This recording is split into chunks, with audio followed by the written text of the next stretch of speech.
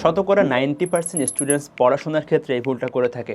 দেখো, আমরা যখন নর্মাল টাইমে পড়াশোনা করি এবং আমাদের যখন পরীক্ষা কাছাকাছি আসে, আমাদের পরীক্ষায় কিন্তু একসাথে অনেক বেশি কিছু জিনিস পরীক্ষায় আমাদের লিখতে হয় বা পড়াশোনা করে তারপরে পরীক্ষা দেওয়া লাগে। যেমন তুমি ধরো যে একদিনে একটা অধ্যায় পড়বা, বা তুমি যখন পরীক্ষা আসবে তোমাকে দেখা যাবে একদিনেই 10 থেকে 12টা অধ্যায় পড়ে পরীক্ষা দেওয়া লাগতেছে। সো আমরা এখানে যে ভুলটা করি, আমরা নর্মাল যেভাবে করে পড়াশোনা করি সেটা ঠিক আছে, বাট যখন তোমার পরীক্ষা আসবে তখন তো তোমাকে সবগুলো অধ্যায় রিভিশন দেওয়া লাগবে। সো আমরা অনেক সময় যখন পড়াশোনা করি আমরা রিভিশন ম্যাটেরিয়াল বানাই না, যে আমি যখন পরীক্ষা হবে তখন আমি কি রিভিশন দিয়ে যাব।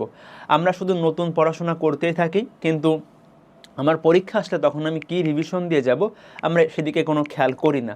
বাট তুমি যখন পড়াশোনা করবা, নতুন নতুন তুমি জিনিসগুলো পড়বা, তোমার কিন্তু তখনই রিভিশন ম্যাটেরিয়াল তৈরি করতে হবে। তোমার কিন্তু তখনই রিভিশন ম্যাটেরিয়াল বানায় রাখতে হবে যে আমি পরীক্ষার আগে জাস্ট এই জিনিসগুলো দেখে যাব। এখন ভাইয়া কিভাবে রিভিশন ম্যাটেরিয়াল বানাবা? দেখো, তুমি যখন ধরো তুমি কোশ্চেন ব্যাংক করতেছো, বা তুমি কোনো বোর্ড কোশ্চেন সলভ করতেছো, বা তুমি বইয়ের কোনো কোশ্চেন সলভ করতেছো। সো বইয়ের কিন্তু ভাইয়া প্রতিটা কোশ্চেন কঠিন না, বা কোশ্চেন ব্যাংকের কিন্তু প্রতিটা কোশ্চেন ইম্পর্টেন্ট না। তুমি যখন প্রথম প্রথম পড়বা তোমার কাছে সবগুলা কোশ্চেনই করা লাগবে তোমার আইডিয়া নেওয়ার জন্য। বাট তুমি যখন রিভিশন দিবা তুমি কিন্তু প্রতিটা কোশ্চেন ধরে ধরে রিভিশন করার সময় পাবা না। এজন্য তুমি যেটা করবা, তুমি হচ্ছে ইম্পর্টেন্ট জিনিসগুলোকে মার্ক করে রাখবা। সেটা কোশ্চেন ব্যাংকের ইম্পর্টেন্ট জিনিস হোক বা তোমার বইয়ের ইম্পর্টেন্ট টপিক হোক, তুমি এগুলাকে মার্ক করে রাখবা যেন, এবং তুমি যেগুলো বেশি ভুলে যাও, ঠিক আছে, তুমি মোস্ট ইম্পর্টেন্ট জিনিসগুলো এবং তুমি যে জিনিসগুলো সবচেয়ে বেশি ভুলে যাও তুমি এই জিনিসগুলো মার্ক করে রাখবা। এর ফলে যেটা হবে, তুমি পরীক্ষার আগে কম সময়ে তোমার যে জিনিসগুলো সবচেয়ে বেশি ভুল হয় আবার যে জিনিসগুলো সবচেয়ে বেশি ইম্পর্টেন্ট এগুলো দেখা হয়ে যাবে।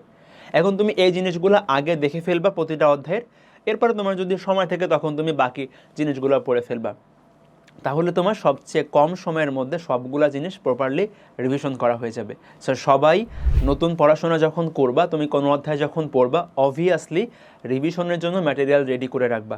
ইম্পর্টেন্ট এবং জটিল বিষয়গুলো যেগুলো তুমি বারবার ভুল করো সেগুলো অবশ্যই মার্ক করে রাখবা, যেন তুমি রিভিশনের সময় ওইখানে বেশি করে ফোকাস করতে পারো।